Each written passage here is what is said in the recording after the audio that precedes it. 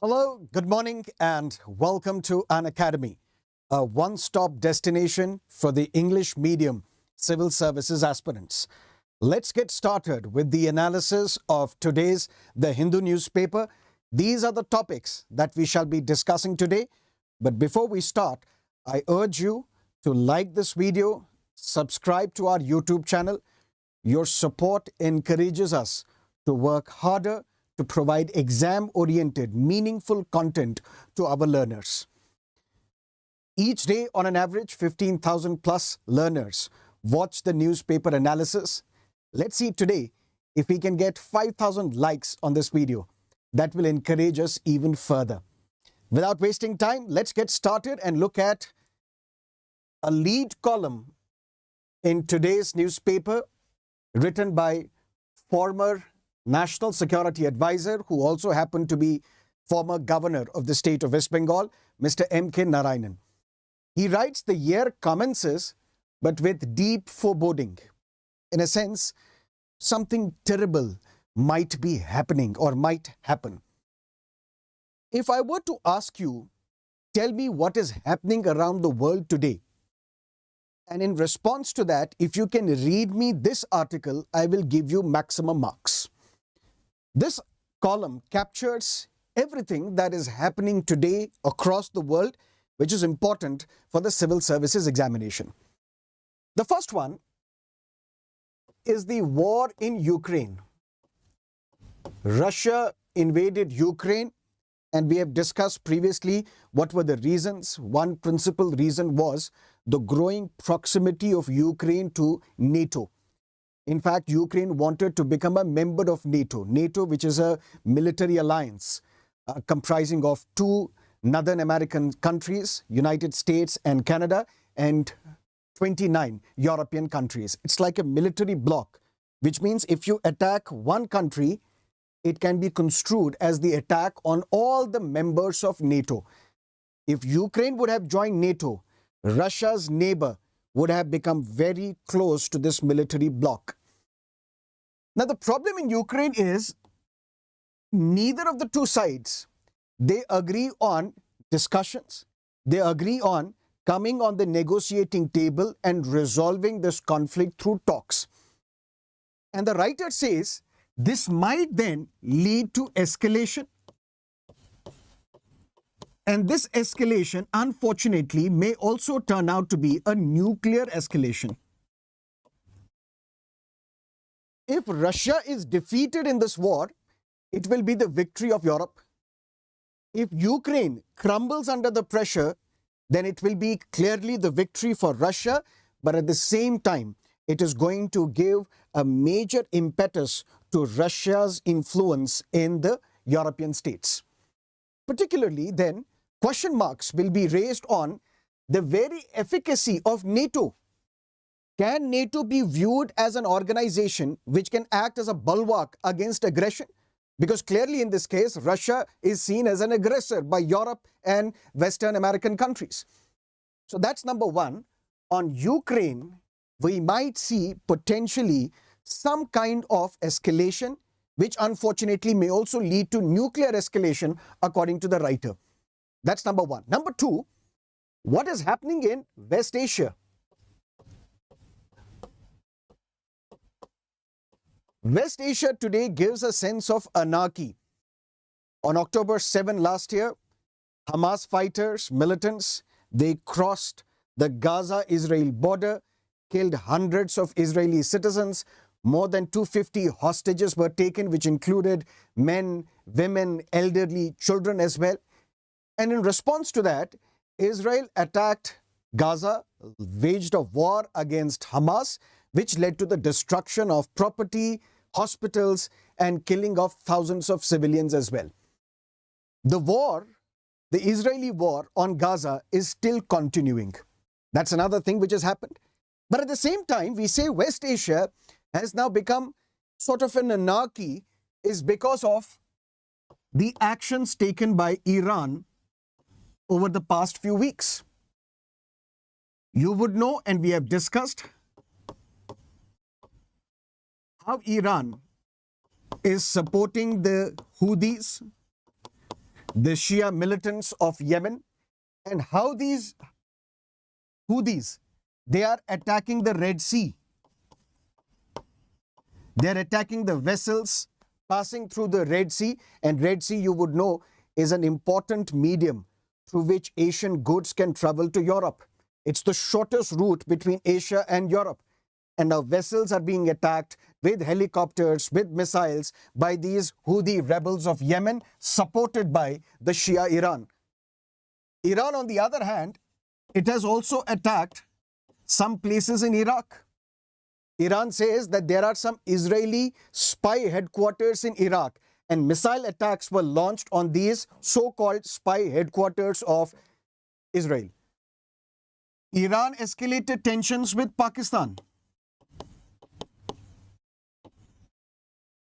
particularly targeting what Iran calls were the terrorist camps belonging to Jaish al-Adl, a Sunni terrorist group which Iran says wants to separate the Sistan-Baluchistan province from Iran and wants to liberate these areas. This led to rising escalation of tensions between Iran and Pakistan. So that is another chaotic thing which is happening in the West Asia. And not to forget the Iran support to Hezbollah.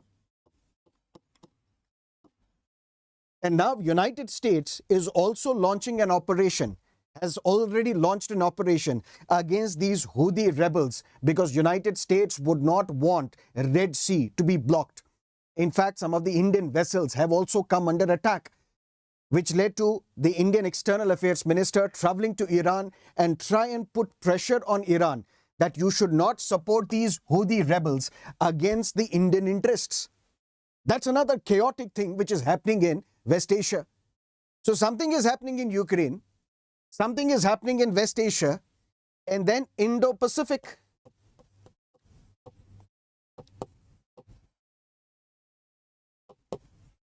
Taiwan, for example, a new dispensation has been elected in Taiwan, and this new dispensation is anti-China.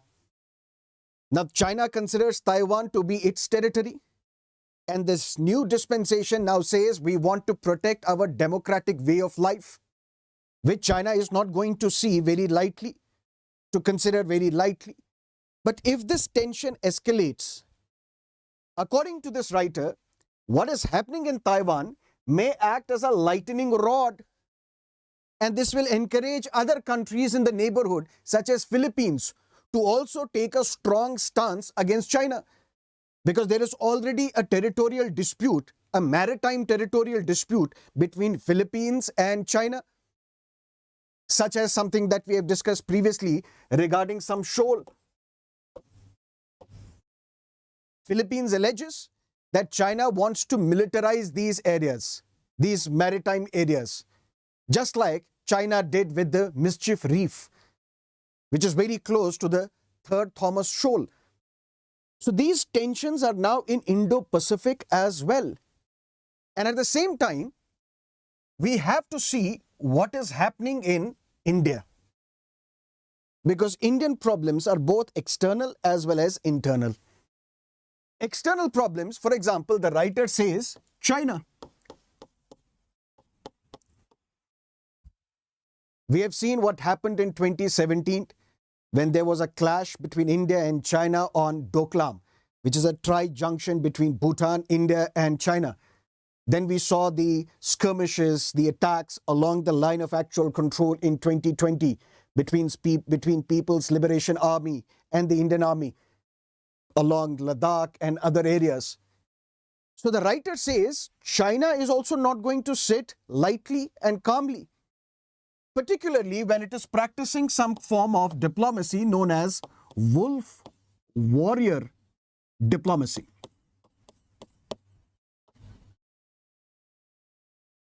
What is this wolf warrior diplomacy?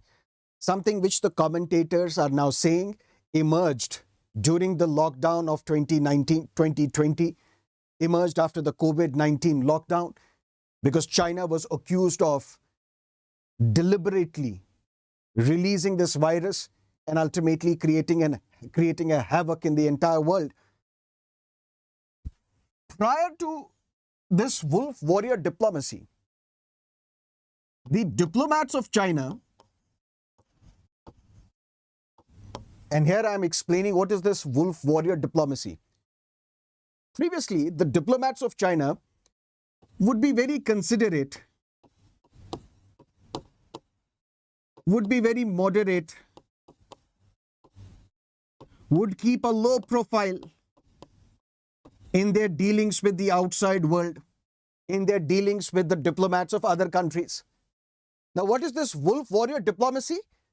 After 2019, now the diplomats of China, they have become strident. They have become more aggressive. And their aggression can be seen that in some cases they are storming out of international meetings. In some instances, they are using foul language against the foreign diplomats. In some cases, they are using and insulting the foreign leaders as well. That is what we call wolf warrior diplomacy.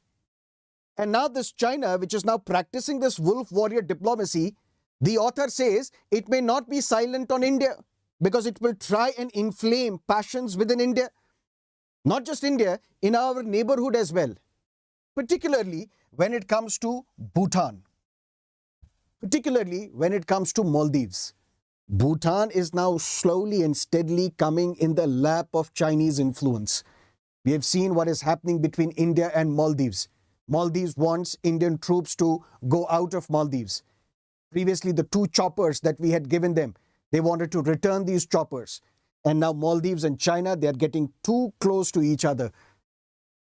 So not just what is happening on Ukraine-Russia front, not just what is happening in West Asia, but also for India specifically, we are facing external threats in the form of a rising China, in the form of a very strident, aggressive China practicing wolf warrior diplomacy. And how this China is also managing to expand its influence in our neighborhood. And not just that, there are some problems which are now internal as well.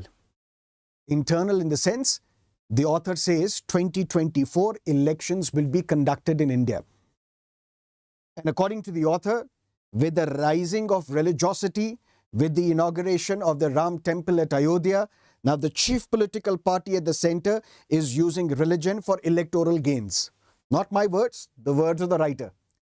Which might, according to the writer, inflame communal passions in India. That is going to be another internal challenge that India will face. Not just that challenge, the challenge of left-wing extremism in India. Naxalism, although the incidents of Naxalism, Maoism have reduced over a period of time, but the author says we should not close our eyes to the rising influence of left-wing extremism in India. Not just that, the problems that we are seeing in Northeast, particularly Manipur, not just Manipur, even in Nagaland, not just Nagaland, even in Assam, after the peace agreement was signed between India and ULFA. There is still a segment of ULFA which does not believe in talks.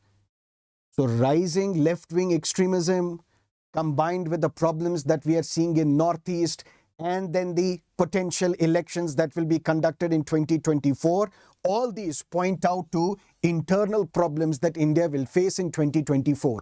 That's why the author says, the year commences, but with deep foreboding, a sense that something terrible is going to happen. Lastly, the author talks about Parliament as an institution should continue functioning. And Parliament as an institution should be viewed as a device, as an instrument which is fundamental to functioning of democracy. We have seen there was a security lapse when some visitors, they did a security scare in the Parliament, entered the Parliament. Then we also witnessed the suspension of MPs belonging to the opposition. They were suspended from Lok Sabha and Rajya Sabha. All these things point out to the problems that we are seeing inside the Parliament, where Parliament appears is not functioning. The author says that the upcoming budget session of the Parliament, all the leaders of the political parties should come together and they should agree that Parliament should be allowed to function. Because if it is not allowed to function, then all those who say that parliamentary democracy does not seem to be working in India, their concerns may turn out to be true. So the year has begun, but with so many problems in different parts of the world, in India, we face some external problems, some internal problems. It remains to be seen how India will navigate all these problems for the larger democratic project. Clear? Let's look at another article, another editorial, momentous ruling. Background.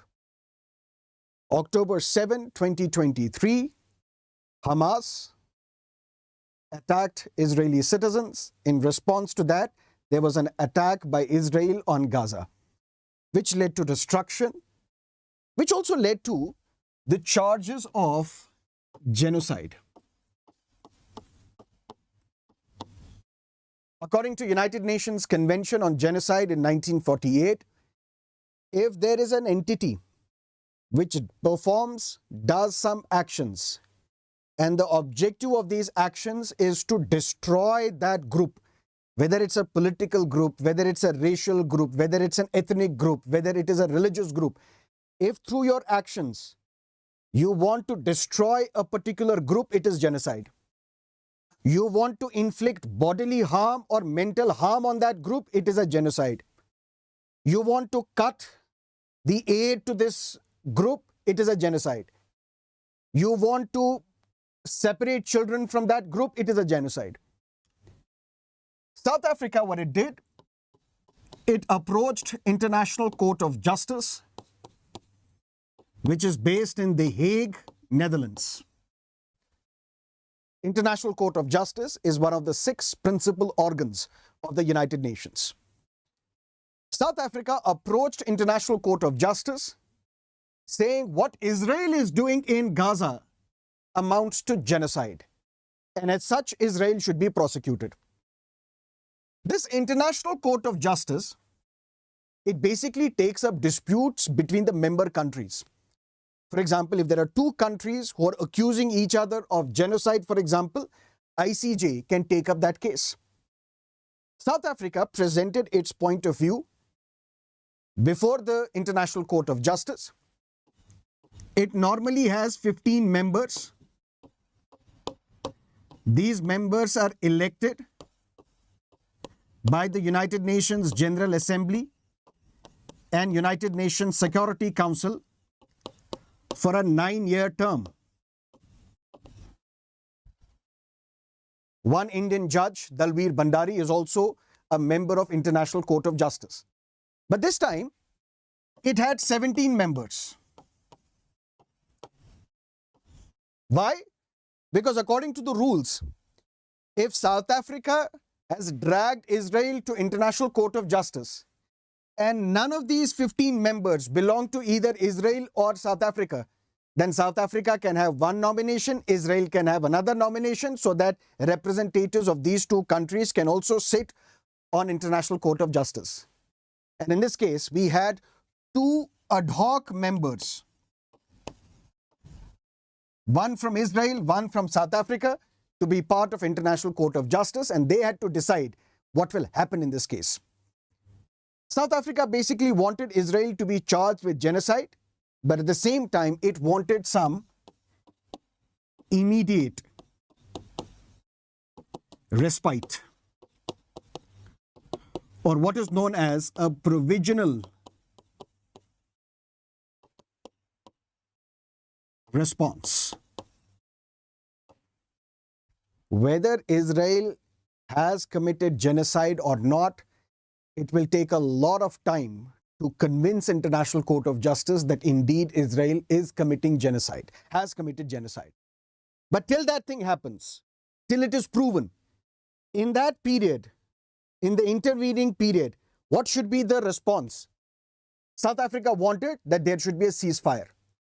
The military assault, the military operation launched by Israel on Gaza should come to an end. And then we should decide whether Israel is committing genocide or has committed genocide or not. What International Court of Justice has done, It has not said that there should be cessation of hostilities, that Israel should not launch attacks against the terrorists, against the Hamas terrorists. Because if International Court of Justice would have said this, then Israel would not have complied with this order. And the world community would also have felt that why Israel has to stop the war on Hamas, because Hamas was the first entity to attack Israel. So International Court of Justice has not asked for the cessation of military actions by Israel against Hamas in Gaza. What it has asked for is that you have to take measures to prevent genocide. You have to allow aid to pass through Gaza. You should not block the aid coming from different countries. And within 1 month, you have to tell us, Israel, what are the steps that you have taken to prevent genocide in Gaza? You also have to ensure that your politicians, your leaders, should not be making inflammatory speeches calling for genocide. Because the data presented by South Africa was that look at the destruction caused by Israel on the hospitals in Gaza. It is preventing births in Gaza by bombing the hospitals. It is blocking the aid which was supposed to go to Gaza. And look at the statements coming from the politicians, from the ruling party members in Israel. They are openly calling for killing and wiping out the entire Palestinian race in Gaza, which amounts to genocide. What International Court of Justice has now done, it has in its ruling, which the Hindu editorial says is a momentous ruling. It has said that you can continue with your military operations against the targeted militants, but with ensuring that you do not commit acts of genocide. You do not punish the civilians. You allow the aid to come to Gaza. You allow or you disallow your politicians from openly advocating for genocide. And within 1 month, you have to submit this report. But what this editorial also calls and also mentions something unfortunate. And what is that unfortunate?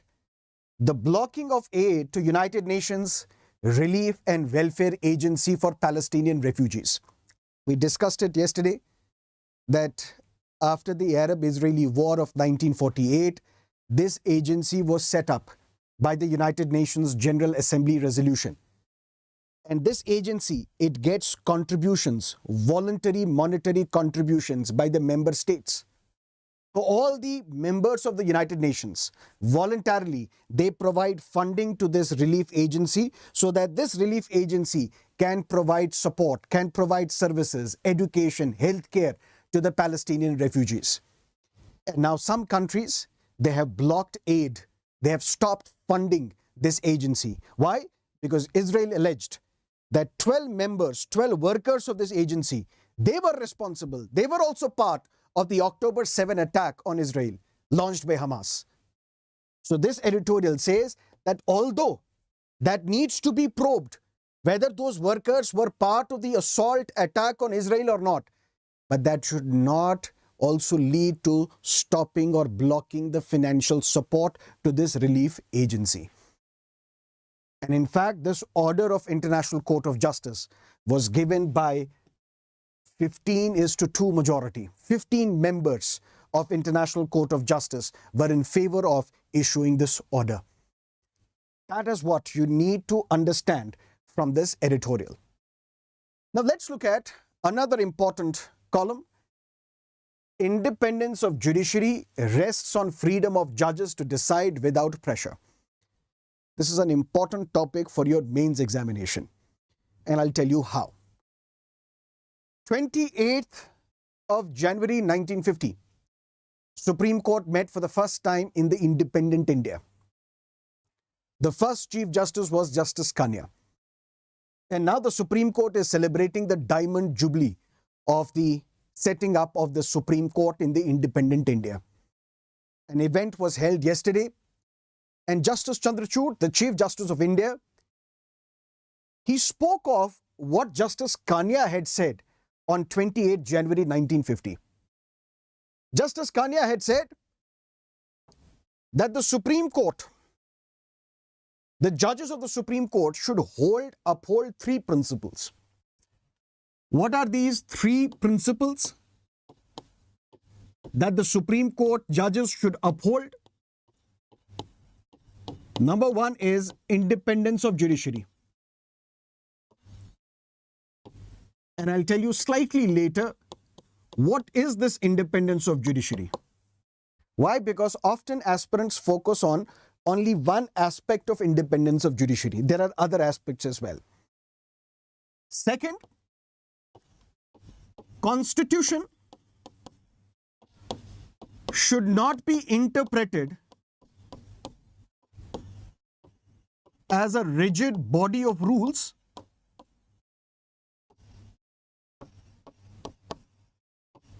but should be interpreted as a living organism. That's what Dr. B.R. Ambedkar also said. Dr. Ambedkar, the architect of our constitution, he said, if you are not satisfied with this constitution, and it is possible that not everybody would be satisfied with the constitution that we have enacted. If you are not satisfied with the constitution, do one thing. Get 2/3 majority in the parliament. And these people will be elected on the basis of universal adult franchise. Get 2/3 majority in the parliament and change the constitution. But if you cannot get 2/3 majority, then we can safely assume that only you are dissatisfied with the constitution. Your dissatisfaction is not shared by 2/3 majority. So if you're not satisfied with the constitution, long story short, get 2/3 majority and change the constitution, because constitution cannot be a rigid body which is never subjected to change. It has to be viewed as a living organism which keeps on changing, keeps on evolving, keeps on getting amended. And that's what the first Prime Minister, Pandit Nehru, also said.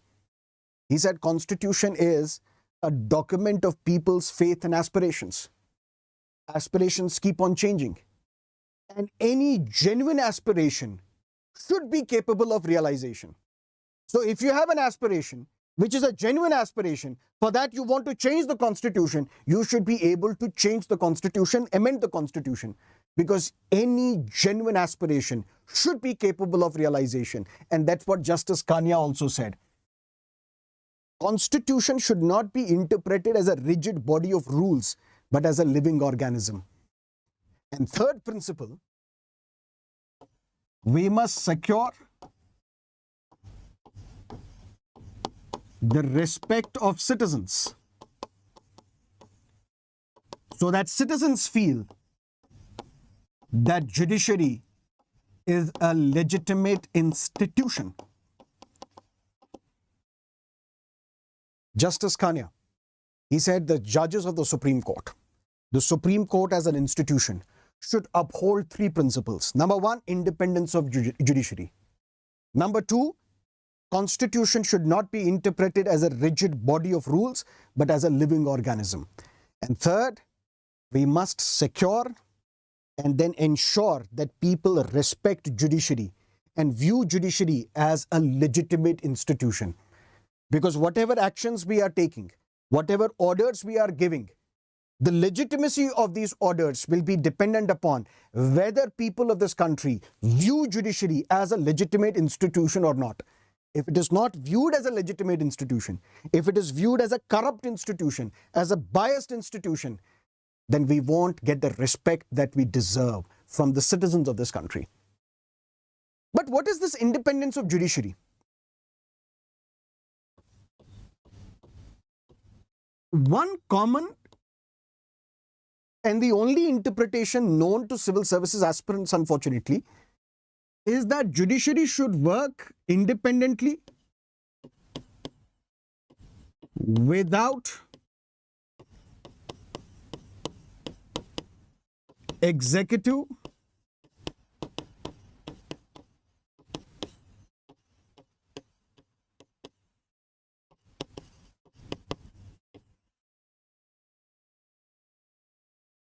how judiciary gives verdict, how judiciary functions, how judiciary takes up and resolves cases. It should be without any interference from the two other branches of the state, which is the executive and legislature. That is one commonly understood meaning of independence of judiciary. That means judiciary should perform independent of two other branches of the state. But that's not the only thing. Independence of judiciary also means that judiciary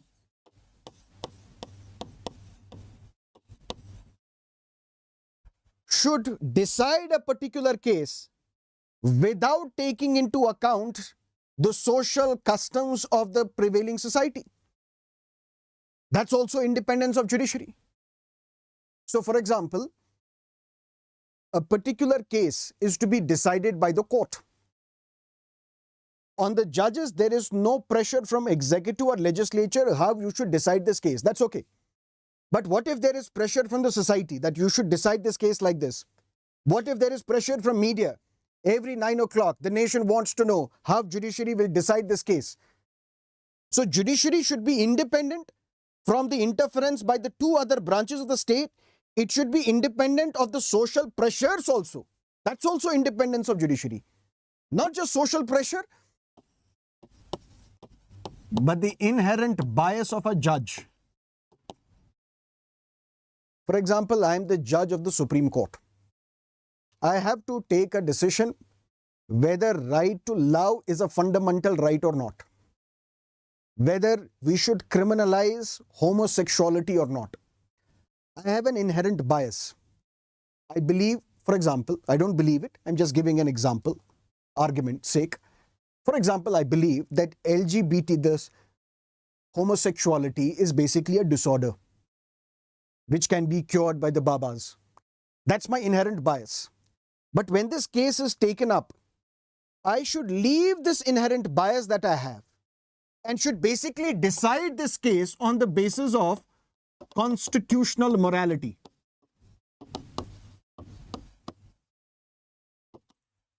Not the inherent morality that I have, the inherent bias that I have. That's also independence of judiciary.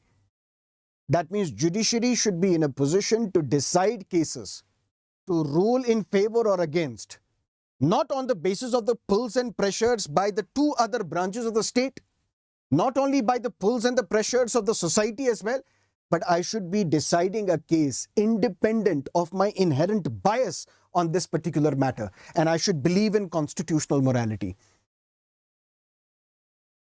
If the Constitution talks about equality, justice, liberty, dignity of an individual, this dignity also should be accorded to the LGBTQ community, regardless of the fact whether I believe inherently that they are equal or not, whether they are suffering from some disease, mental disease or disorder.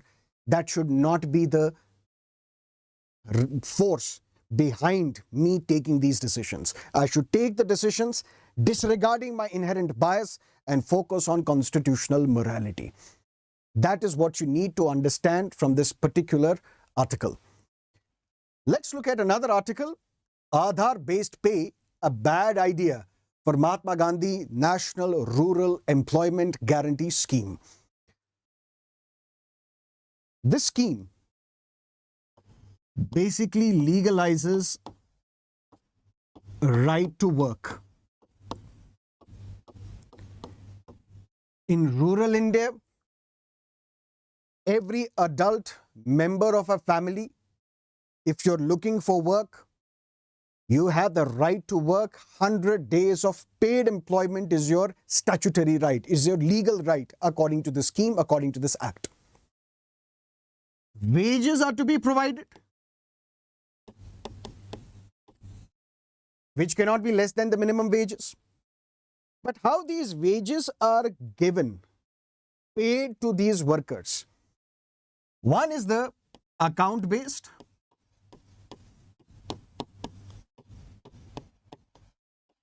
The other is Aadhaar-based payment system. Now the government has said it is mandatory that these wages, MGNREGA wages, will be paid through Aadhaar-based payment system, not through account-based. And this column, this article, written by 3 experts, basically they say we should go back to account-based payment system, not Aadhaar-based payment system. Why? Let's look at the reasons. In account-based system, What is the name of the beneficiary? That has to be provided. What is the bank account number of the beneficiary? That is to be provided. What is the IFSC code? That is to be provided. So if I am a beneficiary under MGNREGA, I have to give my name, my account number, my IFSC code of that branch, and ultimately money will be credited into my bank account. This is account-based payment system. But then we have Aadhaar-based payment system, which has now been made mandatory. What's the difference? Here you have to give the job card, because every MGNREGA worker has a job card. On this job card is your name, gender, Aadhaar number as well. Clear? Aadhaar number basically becomes your financial address.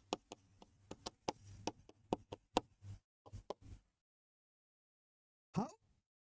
Authentication has to be provided. So my job card will have a name, will have the Aadhaar number, will have my gender.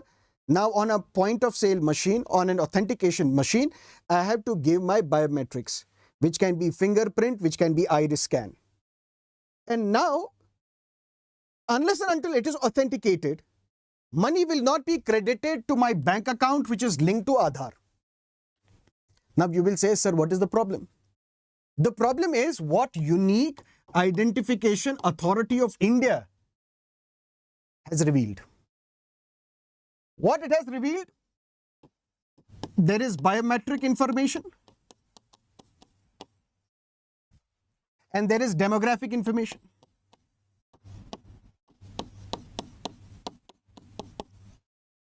What is biometric information? For example, iris scan, fingerprint, and Unique Identification Authority of India says that this biometric information is correctly captured. No problem with that. It is correctly captured. But so far as the demographic information is concerned, for example, your name, for example, your gender, it is not correctly captured. There are spelling mistakes. There is gender mismatch. For example, my name is Sarmad Mehraj, but there is a spelling mistake on my job card. Authentication will fail. I will not get the money.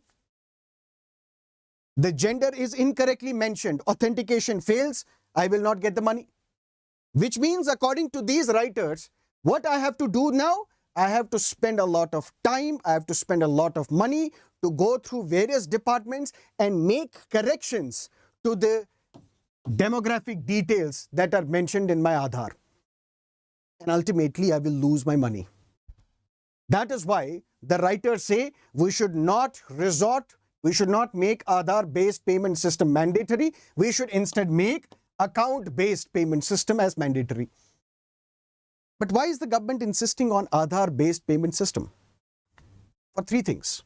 One, it will remove duplicates.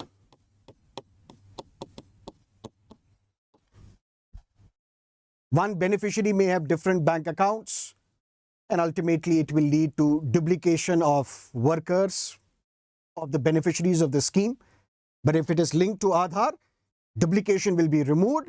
Ultimately, this will be a good system. That's number one. Number two, delay of payment will be resolved. Now, there won't be any delay in the payment which is deposited into the bank account which is linked to Aadhaar for this beneficiary. Third, payment failures which used to happen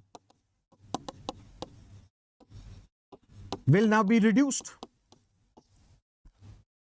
Incorrect IFSC code, branch name, bank name, all those would lead to payment failures. Now there won't be a payment failure. That's why we will resort to Aadhaar-based payment system. These three writers, what they are saying is that argument one may be okay, may be understood, may be genuine as well. that yes, because of Aadhaar-based payment system, we can remove a lot of duplicates. That is a plausible argument, yes. But delay in payment, payment failure, that may not be the reason. That may not be the justification. Why? Because delay of payment is a function of what? Allotment of, this is a very important point, adequate funds by the state.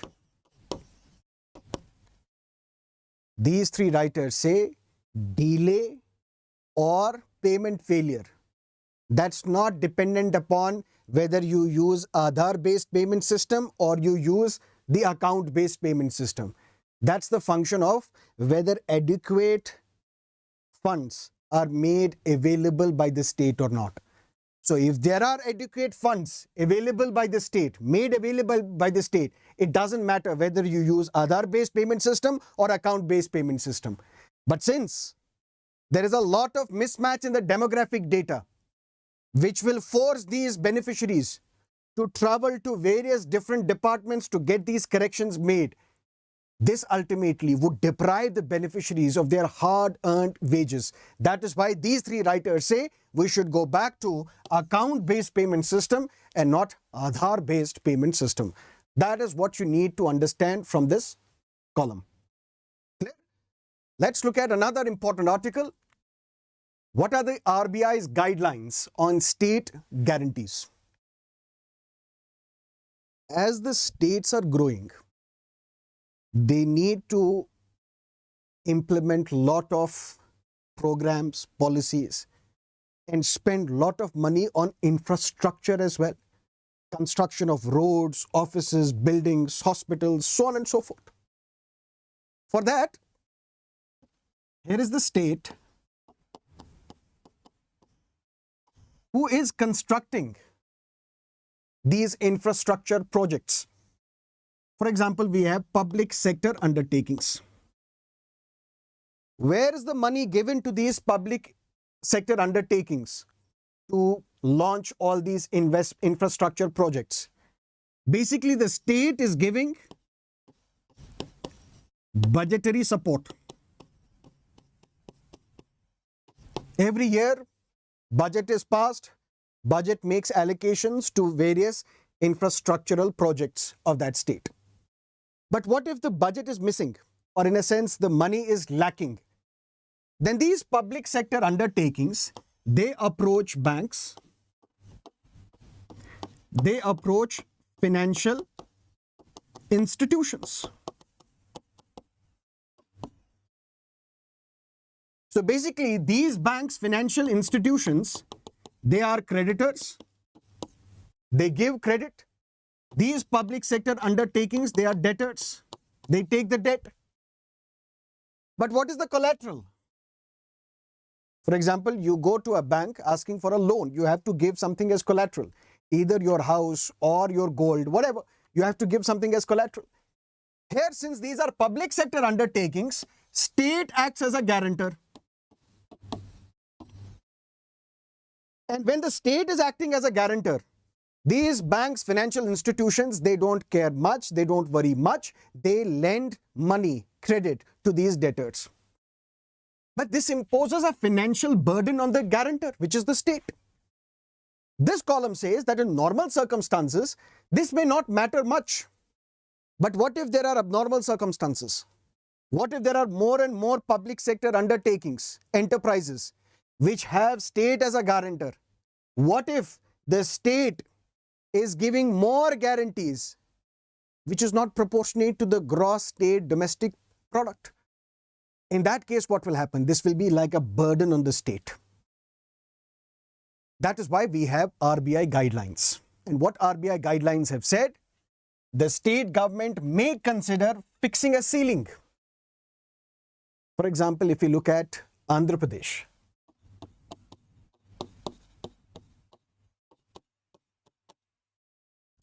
10% of the gross state domestic product.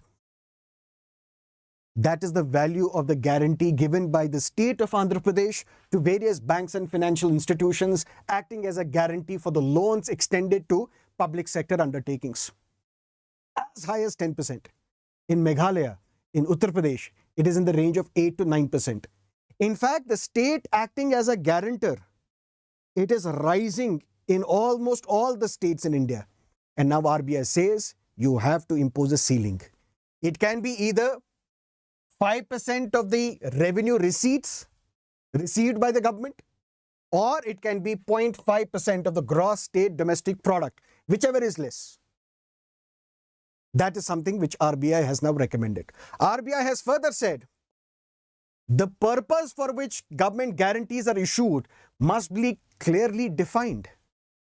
Normally, when banks and financial institutions, they give loan, they give credit to one entity, they also monitor whether this money is being spent on the intended purpose or not, whether this money is spent judiciously or not. In a sense, repeated interventions are required. But if the guarantor is the state, these banks don't worry at all. They don't even keep a check whether this money is being spent for the purpose it was intended for or not. But then you'll have to also classify the various risks which are assigned with these guarantees, whether these are high risk, medium risk, low risk guarantees that we are giving. That's what RBI is saying. The purpose for which the government's guarantees are provided, are issued, should be clearly defined. The RBI has said that the governments may consider charging a minimum guarantee fee. Minimum guarantee fee should be prescribed.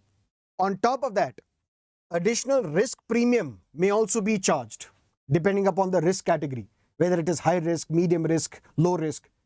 Additional premium these public sector undertakings will have to provide. And you have to ensure that you do not extend these guarantees to private sector companies or institutions. You can act as a guarantor for the loans which are raised by public sector enterprises, not by the private sector companies. And this guarantee should not be extended to more than 80% of the loan. You can act as a guarantee for less than 80% of the credit raised by these entities, not more than that. These are the RBI guidelines on state guarantees. Important for your GS paper 3. Let's look at another important article relevant for prelims. In a first, laughing gull spotted in India. What is a laughing gull? These are medium-sized gulls with fairly long wings, long legs, and they give a very graceful look when they are flying or when they are walking. These flying gulls or laughing gulls, why are they called laughing gulls? Because when they call, it gives a sense as if they are laughing. Similar to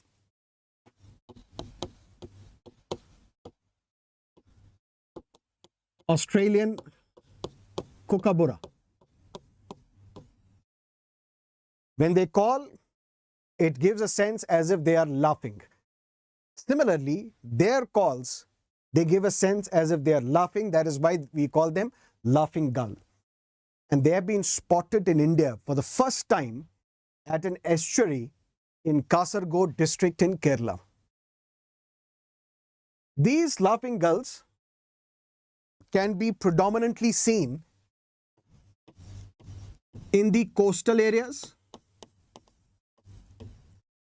These facts are important for your prelims examination. Coastal areas of, let's say, North America, Caribbean,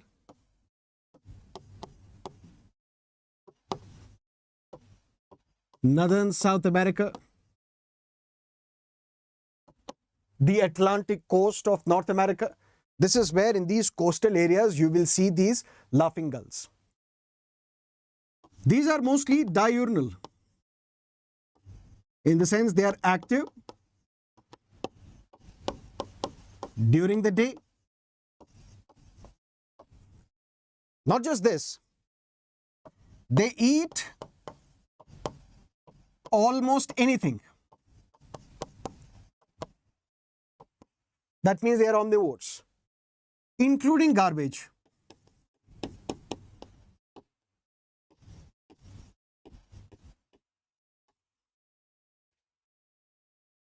And we also say that they feed on dead insects as well. They feed on dead insects as well. These are the details that you have to keep in mind related to laughing gulls. And what is their IUCN status?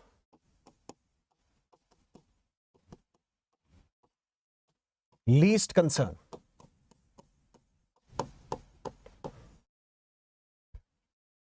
These are facts important for your prelims examination.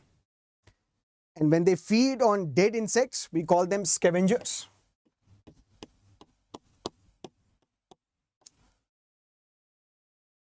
And most of the time you would see them in the coastal areas.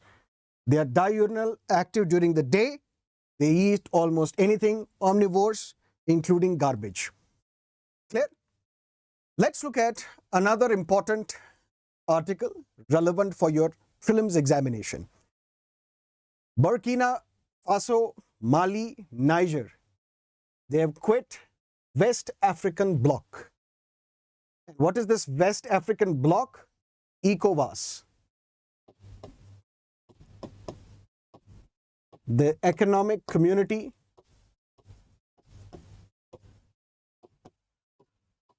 of West African countries. These organizations, their details can be important for the prelims examination. This ECOWAS was established in 1975. Initially, it had 15 members. Now, 11 members remain. 4 have been suspended. 4 were suspended recently. Which were these 4 countries which were suspended? One was Burkina Faso, Mali, Niger, as well as Guinea.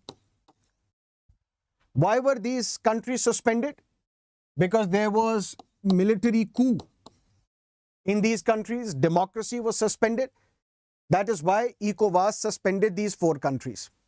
And now 3 countries which were suspended, they have decided to quit ECOWAS. And instead they have set up another entity known as Alliance of Sahel States. So Alliance of Sahel States includes Burkina Faso, Mali, Niger. But please listen to me carefully and remember, it does not include Guinea. Although Guinea was also suspended because there was a military coup in these 4 countries. But Guinea has not come out of ECOWAS, it has been suspended by ECOWAS. And these 3 West African countries, they have come out of ECOWAS and instead they have established Alliance of Sahel States in 2023.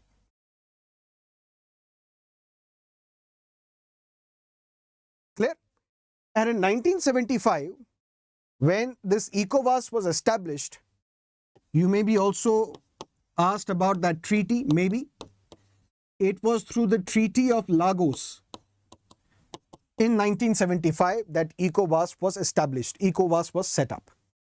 These are facts, important, can be important for your prelims examination. Let's look at 2 mains-based questions now.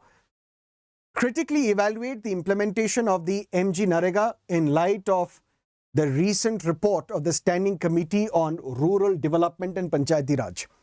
2022, there was a report released by the Standing Committee of Rural Development Ministry and Panchayati Raj. They submitted a long list of recommendations critically evaluating MGNREGA. Those points you will have to mention in this answer. Question number 2. Judicial independence serves as a safeguard for the rights and privileges provided by a limited constitution and prevents executive and legislative encroachment upon those rights. Justify. We know that we have something known as a limited government, doctrine of limited government. which means the powers available with the government are not unlimited. There is a limitation on the powers imposed on the government, and that limitation is imposed by the Constitution. And judicial independence, it is very important to safeguard those rights which are provided by this Constitution. Rights such as fundamental rights, which cannot be violated by the state in normal course of time. These are the two questions for your mains practice. Thank you so much for staying with me. We will meet again tomorrow, 10 o'clock in the morning, with another edition of the Hindu newspaper analysis. And I told you at the start, let's see if we can get 5,000 likes on this video. That will encourage us to come up with more initiatives, fruitful discussions on various topics relevant for the civil services examination. Goodbye, take care, all the best.